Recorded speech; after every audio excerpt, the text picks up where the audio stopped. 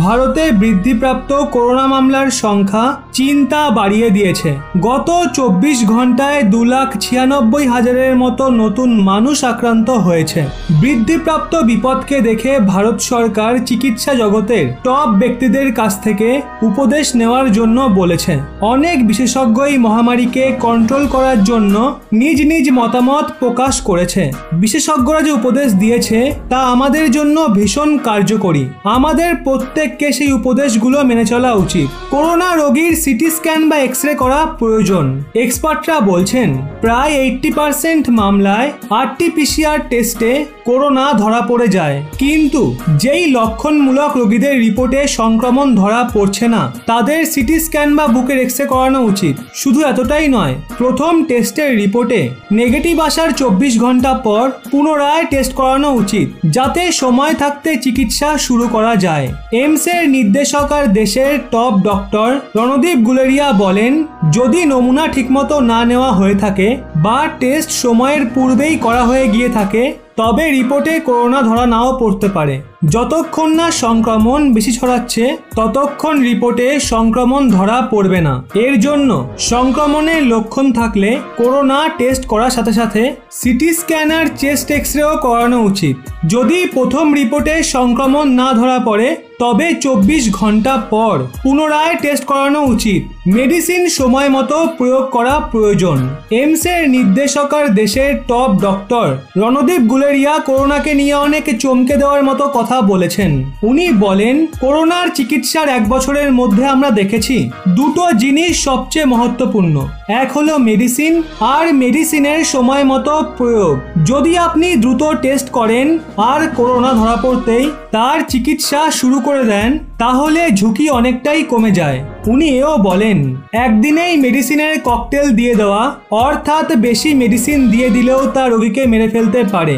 Airborne transmission বেশি খতরনাক। ওদিকে নীতি আয়োগের সদস্য ডক্টর পল বলেন, এয়ারবর্ন ট্রান্সমিশন অর্থাৎ হাওয়ার মাধ্যমে হওয়া ট্রান্সমিশন ফিজিক্যাল ট্রান্সমিশনের থেকে বেশি খতরনাক। যেখানে প্রশ্ন রেমডেসিভিরের কমতি রয়েছে সেটার উৎপাদন কমে গেছিল, যেটাকে এখন বাড়িয়ে দেওয়া হয়েছে। গত ঢেউয়ে 30 বছরের কম বয়সী মানুষদের সংক্রমণের মাত্রা 31% ছিল। এই বছর এই হার 32% হয়ে গেছে। 30 থেকে 45 বছর মানুষের মধ্যে 21% পজিটিভ কেস রয়েছে, যা গত বছরের মতোই। ইয়াংদের মধ্যে সংক্রমণের হার বেশি নেই। এইমসের মহানির্দেশক ডক্টর বলরাম ভালগার বলেন, করোনা সংক্রমণের মামলায় আচমকা বৃদ্ধিতে মানুষের মধ্যে ভয় বেড়ে গেছে। মানুষ হাসপাতালে ভর্তি হচ্ছে, অক্সিজেনের শর্ট পড়ছে। দ্বিতীয় ঢেউয়ে অক্সিজেনের ব্যবহার 54.5% রয়েছে, যেখানে প্রথম ঢেউয়ে এটা 41.1% ছিল।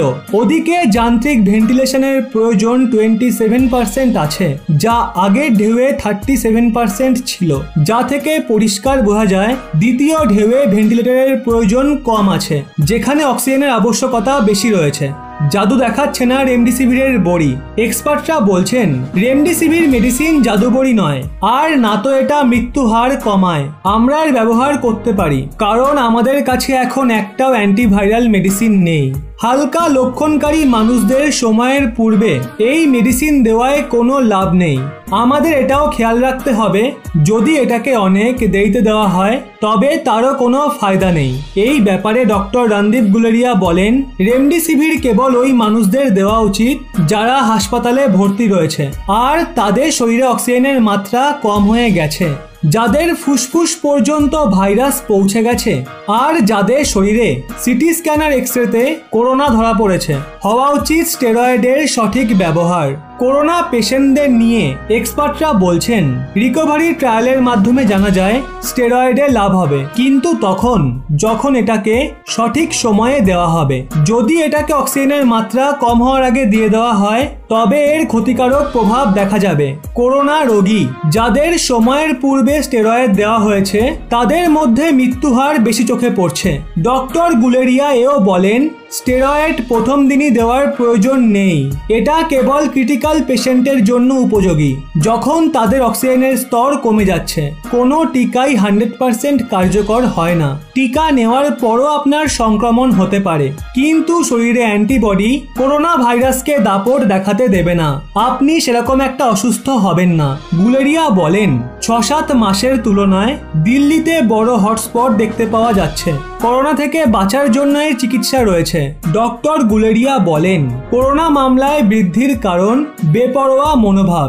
এর দুটি মুখ্য কারণ হলো, যখন জানুয়ারি-ফেব্রুয়ারিতে টিকাকরণ শুরু হয় আর মামলা কমতে থাকে, তখন মানুষজন নিয়মাবলী পালন করা বন্ধ করে দেয়, যার কিছুদিন পরেই এই ভাইরাস দ্রুত ছড়াতে থাকে। দ্বিতীয়ত, ভোটের মাত্রাতিরিক্ত প্রচার আর অযৌক্তিক জমায়েত। একটা কথা বলতে বাধ্য হচ্ছি, মানুষের জীবনের থেকেও যেন ভোটটা বেশি মূল্যবান। এই ব্যাপারে আপনাদের কি মতামত অবশ্যই নিচে কমেন্টে জানান। পারলে ভিডিওটি প্রত্যেককে শেয়ার করুন, আর এরকমই ব্যাক টু ব্যাক আপডেট পেতে রহস্য বাংলা এই চ্যানেলটি সাবস্ক্রাইব করে পাশের বেল আইকনটি অল করে রাখুন।